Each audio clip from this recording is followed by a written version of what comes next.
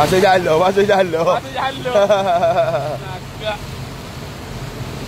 Apa nanti? Hei. Jangan tinggal main camp pagi. Tani tengok tu situ. Oh, situ tu. Dia buat lah tu. Tutup dah kau? Tapi boleh tak? Untuk rokok ni merah tahu.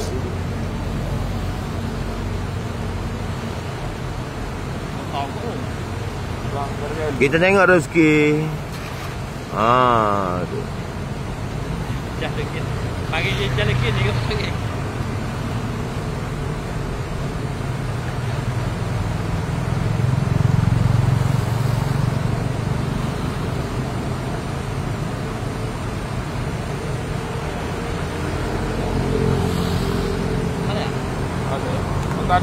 Oh, no. Kenapa you? Ada weh?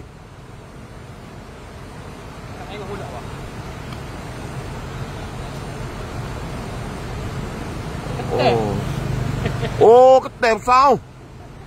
Oh, mencari rezeki. Atau kata sahabat. Boleh ketep. Jangan gigi.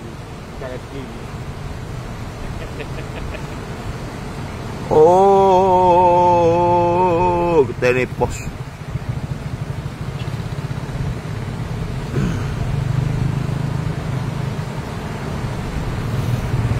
Oh, besar ketep bosku. Oh, naik ketep. Oh. Allah, besar. Pok tua. Santai. Oh, tu dia kan sahabat. Oh, jalan ikan boleh ketep. Ha. Dia. Tenepo. Nampak tangan, grade A. Oh, kemah. Kita tawar. Oh, kita air tawar ni. Bukan kita air masin ni, kita air tawar. Oh.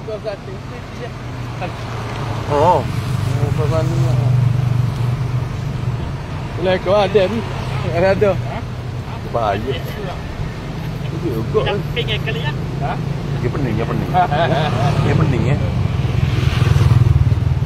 Itu jari tapi.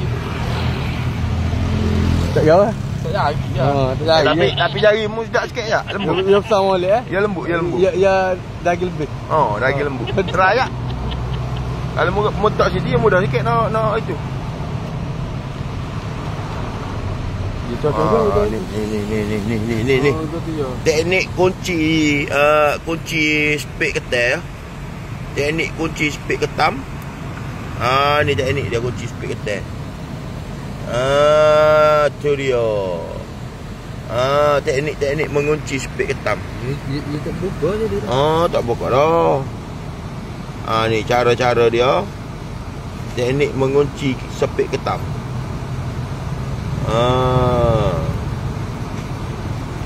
Ambil kaki ujung dia tu, hok belakang. Tak. Ambil kaki ujung dia tu, cocok dalam lubang tu. Cocok dalam lubang dia.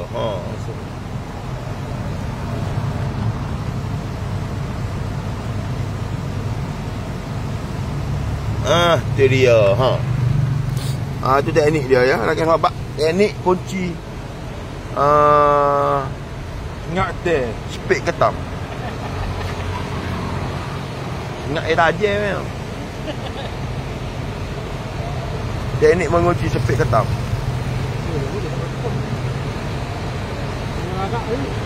Mesin tu. Jak, telur je jak. Sini aja. Telur ada. Telur hancur tu.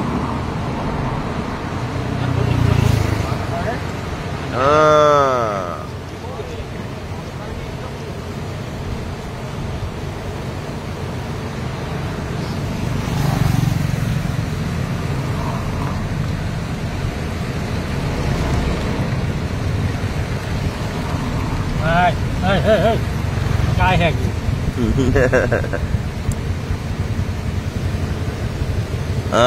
Teknik.